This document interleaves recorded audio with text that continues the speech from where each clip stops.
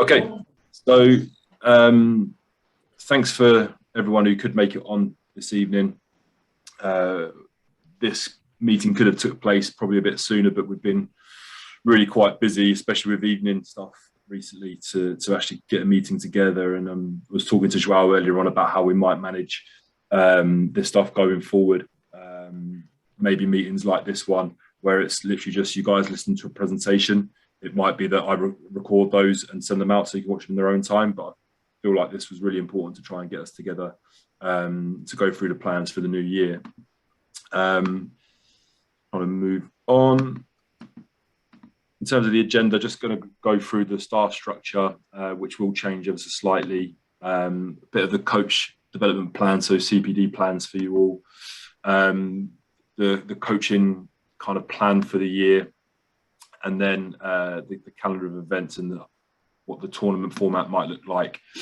And within all this is the really important bit, which is the player development stuff. And just to throw a little meme in there about when a plan comes together, if this plan comes together, it'll be awesome. This past year has obviously been a big what's the word, like lesson in adaptability. Like we've done, I think, really well in coping with the COVID situation, and now hopefully we can get, especially those of you that are new with us, actually through a normal season with the Regional Academy program. So the staff structure, this is what it's going to look like. It's been sent out previously.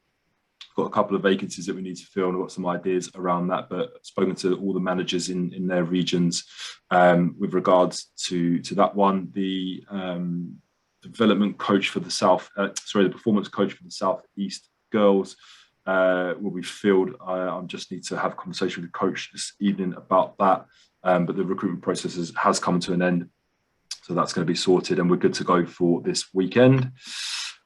Just on that, Liam Connor, who you should be aware of now, has started as the strength and conditioning coach, working mostly from a remote perspective. But his first session is taking place this Thursday. His stuff will be shared, and there'll be some expectations around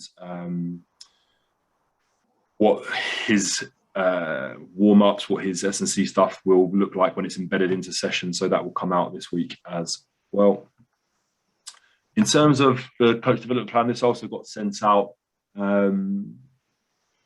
trying to give everyone who's working within the pathway an opportunity to get some kind of support with their coaching journey. The guys that are on the left of this screen in this mentoring bracket, a couple of them have applied for other coach programs with UK coaching. So the program that Nicolina and Amy are involved with at the moment with UK coaching, that has been sent out to a couple of the others who aren't on the level 2 program, and we're waiting to find out about that. Joao will be talking to this group after this call, but essentially it's really important that you guys are and feel like you're being supported in your coaching journey, given that we're all at different stages. So yeah, you've all kind of got boxes ticked on that perspective. From that perspective, in terms of the coaching and the kind of themes for the year, this is how we're gonna set it up. Myself and Joao had a conversation last week, and we feel like this is probably, having reflected on a few seasons of this now, how we're going to set it up. So block 1 will look purely at the attacking principles, developing from 1v1, 2v2 into more organised attacking principles and systems, and then all players will have like a fair assessment, if you like, at the tournament in December. And then moving into block 2, looking at defensive principles and how to counter, so winning the ball back and countering. So those two phases of the game are dovetailed and embedded together, because we don't just defend to defend, we defend to win the ball back and preferably counter. And then May and June looking a bit like an attack and return defense session, and then June defensive encounter, which can be put into games-based stuff in and around the trials. In terms of the coaching theme, Joao will talk a little bit more about this, and there will be some more information coming out about this, but essentially we would like you guys to look at what kind of mode you're coaching in throughout block 1, and then some more session design stuff in block 2, with block 3 being free as it stands, but we'll get your your feedback on those as we go through the year, and potentially we might put in another theme as we go towards the end. It might be around player assessment and feedback, just because as that's the time of year when it becomes even more apparent. The obligations for you guys as coaches, it won't be news to you, but essentially what we would really like to get done this year, we didn't push it too much last year. The year before, we had a session planning document that got completed along with the reflections. We don't want to prescribe a document to you this time because everyone's got their own way of planning, whether it's drawing diagrams with pen and paper, or whether it's putting it down into a PowerPoint document. We would like you to plan in your own way, but essentially we would like it to be submitted into us the Friday before your session with a reflection afterwards, and we'll talk about what kind of standard that needs to be. It just needs to be readable for the most part, and then we can do some reflection ourselves on that and feedback to you guys in terms of what else we would like to see in terms of your planning and reflection. Those of you that were with us last year might not be really aware of this, but every block we give a brief player review and the assessments after the tournament. So it's essentially just feeding back to the player on their targets and their areas for development and areas of strength for that block, to give them just to give them that honest feedback and a direction to work. And then you would have received some information regarding the video analysis session on Thursday, which will be recorded as well if you can't attend. But essentially, we want to run 3 sessions throughout the year linked to the Regional Academy tournament. So session 1 is taking place this Thursday, and that's a reflection with Joao regarding the Regional Academy tournament that took place at the end of July. And then session 2 towards the end of January. So we'll be reflecting on the tournament that takes place in December. And then session 3 at the beginning of May, taking into account the Regional Academy tournament that took place it's taking place at the end of April. So video analysis sessions are essentially where we would like you guys to link with Joao and get that feedback on how the handball's being played, because that's arguably the most important thing. We want the handball to be progressing, and the tournament is the performances where gives us the best opportunity to review those performances. Calendar of events, if you haven't got this already, there is a link that has gone out, and I'll make sure it's embedded into this PowerPoint when this gets sent out. But essentially, this is the Regional Academy program and Futures program for the year. So Futures sessions being in green. The Futures sessions, if you don't know by now, are where the players are selected from the Regional Academy programs to go and represent us on a more representative level. So they'll be coming to the Regional Academy, to the Generation Cup in Denmark next summer in August. First training session took place not last weekend, the weekend before, really, really well. Next one's taking place 9th and 10th of October, and then there'll be a reassessment on the 18th and 19th of December, where a new squad will be selected. Probably most of the same players, but it gives the players who weren't selected this time around an opportunity to be seen again. Slight error in that the session on the 6th and 7th of November isn't taking place. That's an error on my part. But yeah, the dates for the Regional Academy sessions are more or less in stone. Some sessions might be taking place on Sundays. You'll have to speak to your Regional Academy manager about that, but I assume that everyone has received the initial dates from their Regional Academy managers regarding their training, along with the times and stuff. If anyone hasn't, please let me know. And then here's the tournament plan. So in December, we've got the Regional Academy tournament at Stoke Mandeville. Girls on the Saturday, boys on the Sunday. April sessions to be confirmed in terms of the venue, but it'll be girls and boys again, Saturday, Sunday respectively. And then the kind of finals event will take place at Stoke Mandeville again in July.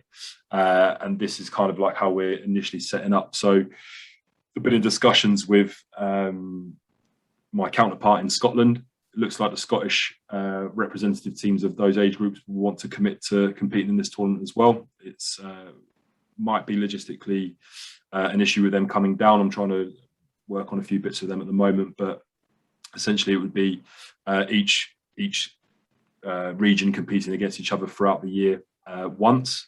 So you all play each other once, and then that will culminate in a finals event at Stoke Mandeville in July, where we'll try and get a final ranking, so it becomes slightly more competitive. But I'll kind of just remind you that this is a development program first and foremost, so it is about trying to give all the players the best chance to develop, as opposed to trying to win this tournament per se. Anyway, that is the plan of action in a nutshell.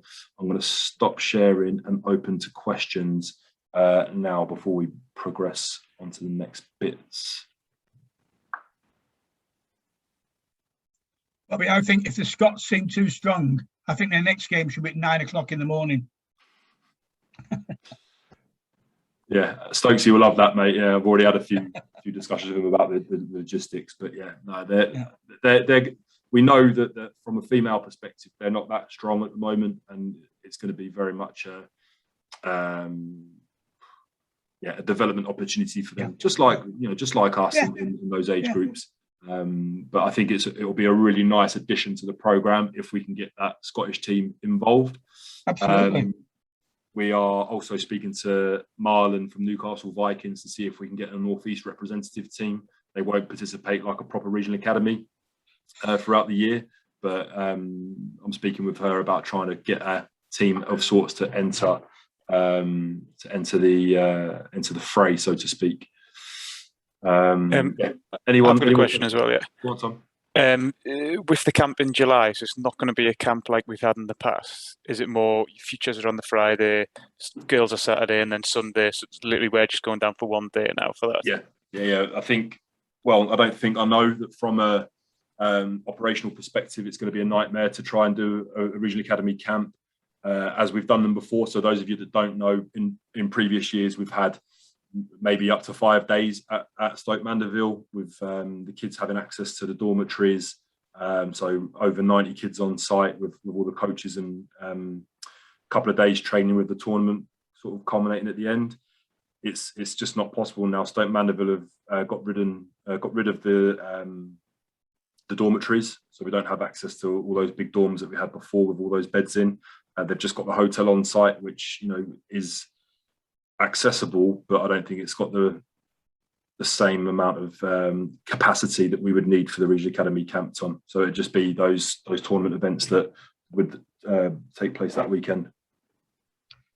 On the April one, Bobby, do you want me to try and source a 2-hole thing like Aldersley, which might be a little bit more appropriate for the Scots in a sense? Absolutely, mate. I've got Nottingham. What's it called? Name escapes me. David Ross. We've got potential for David Ross at Nottingham, but if you can contact the guys at Aldersley, mate, that'd be fantastic. Yeah, I'll get in touch with them tomorrow. Hot man, thank you. Any more?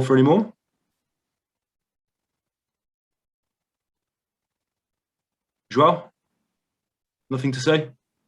It's unlike you. No, not just. I think it's a much more comprehensive program than we had last year. So expecting that we can fulfill all the steps, and a little bit more support also from our side regarding the mentoring, the video analysis, all coming to the same place at the end. So if we know where we want to be in 1 year time, we know better our way. We have a long way to work, but we have good coaches that are willing to teach the kids. So that is the most important thing. Lovely. Thanks, mate. Guys, if there's no more questions,